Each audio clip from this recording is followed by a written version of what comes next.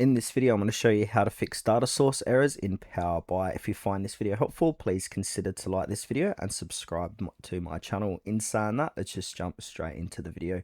Okay, so if you ever opened a report and seen a red or yellow warning telling you that a data source can't be found, don't worry, this is usually caused by a changed file location, connection, or even a permission issue, and it's often quick to fix.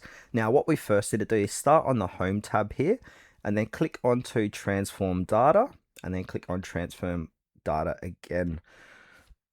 Now this is where all of your tables, queries, and connection steps are managed, making it the best place to troubleshoot how your data is being brought into Power BI.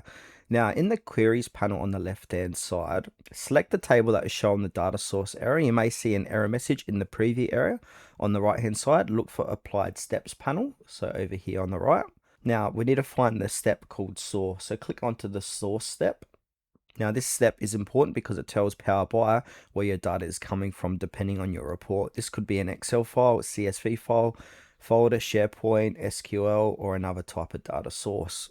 Now we want to go ahead and double click on the source to open up the settings, or a little pop-up box here so you can see where I'm getting my source. So this is from Google Sheets.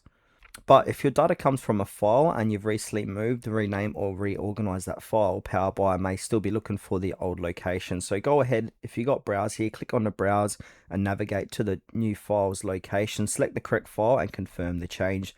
Now it's important to make sure you're selecting the correct file because Power BI's query may depend on specific sheets, tables, columns, or formatting inside that file.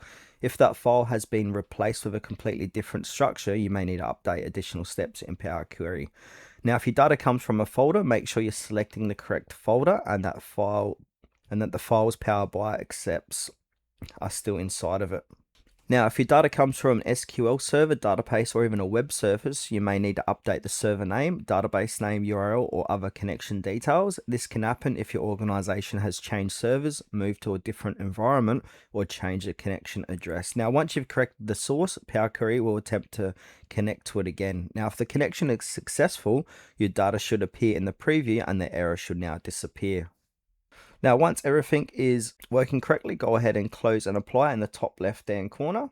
So go ahead and close it, and that's going to apply. Then from here, we want to go ahead and do a refresh. So go ahead and refresh. So you can refresh the schema and data or schema data. So I'm just going to refresh the schema and data. And that's it. The most common cause of data source errors are a file being moved or renamed, incorrect connection details, expired credentials, or changes to the structure of the source data.